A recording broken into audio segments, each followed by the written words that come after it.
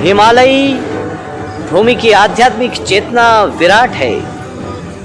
जितनी विराट यहाँ की यह धार्मिक चेतना है, उतनी ही विराट यहाँ के आध्यात्मिक स्थलों की महिमा है।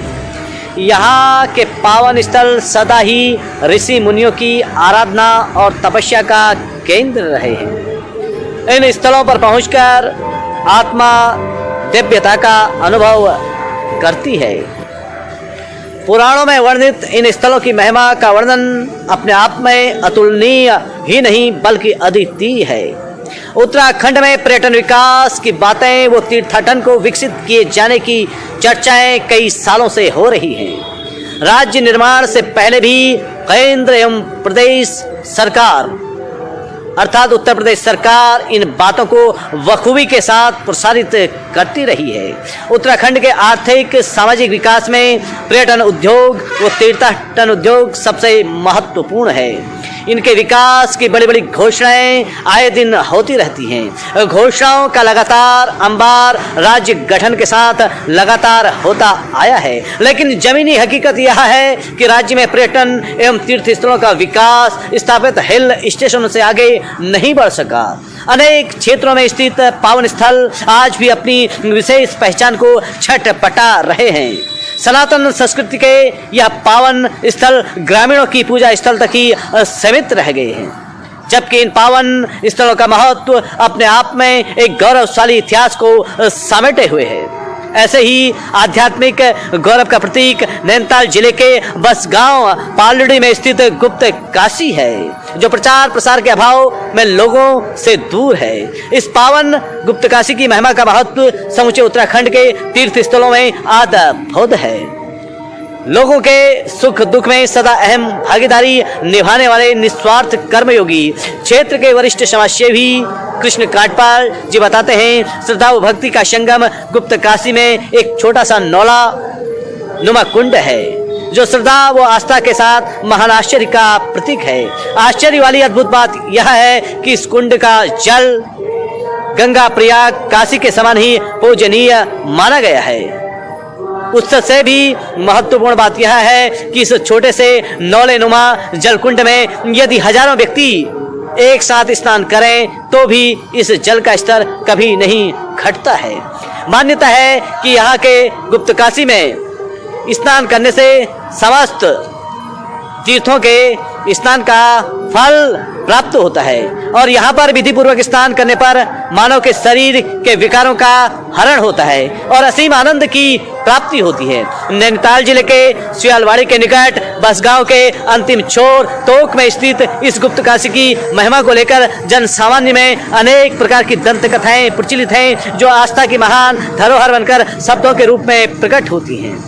बसगांव के गुप्त काशी के बारे में कहा जाता है कि एक बार सिद्ध संत महात्मा भगवान भोलेनाथ की नगरी काशी से कैलाश भूमि की यात्रा पर एक मटके में जल लेकर चले।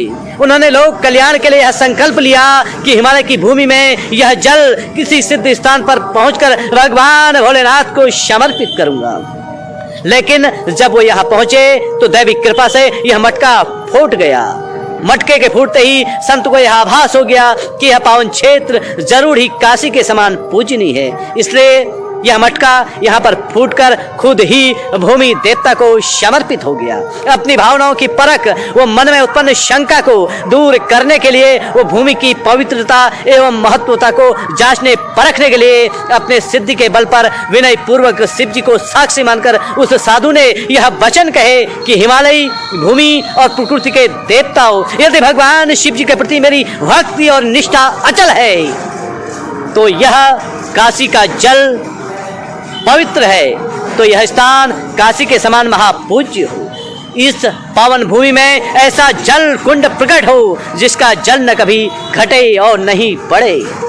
इस जल से स्नान काशी सहित समस्त तीर्थ के दर्शन व स्नान का फल प्रदान करने वाला हो। कहा जाता है इतना कहते ही शिव भक्ति की भक्ति के प्रताप से यह सुंदर छोटा सा जल कुंड प्रकट हुआ, जिसे गुप्त काशी नाम दिया गया। गुप्त काशी के इस पावन जल कुंड का आज भी श्रद्धा आस्था व भक्तिभाव के साथ गंगा जल के समान परम पूज्य मानकर पूजा की जाती है। विभिन्न धार्मिक अवसरों पर यहाँ मेलों का आयोजन होता है, जिसमें क्षेत्र के आसपास के ग्रामीण जन भारी संख्या में भाग लेते हैं। कुल मिलाकर यह गांव कि यह गुप्त काशी गुमनामे की साय में दम तोड़ी है तथा पहचान से कोसों दूर है। यदि सरकार इसे तीर्थाटन की दृष्टि से विकसित करे तो यह गुप्त काशी प्रमुख तीर्थ स्थल के रूप में विकसित हो सकता है। हिमालय की भूमि पर स्थित गुप्त काशी को यहाँ के लोग काशी के समान पूजनीय मानते हैं।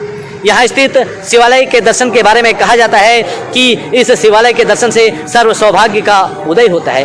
गुप्त काशी की महिमा के बारे में पुराणों में अनेक स्थानों पर वर्णन आया है। एक स्थान पर तो स्वयं भगवान स्कंद ने कहा है, काश्या सम पर क्षेत्र यन मया न प्रकाशितम। यहाँ यह भी बताते चले कि गुप्त काशी का एक प्रमुख पीठ भगवान भोलेनाथ जी का दरबार केदार मंडल क्षेत्र में भी स्थित है। उत्तर काशी भी एक परम पावन काशी के रूप में मानी जाती है। बागेश्वर की भूमि को भी हिमालय की काशी ही कहा जाता है। कुल मिलाकर काशी विश्वनाथ जी की महिमा अपरंपार है।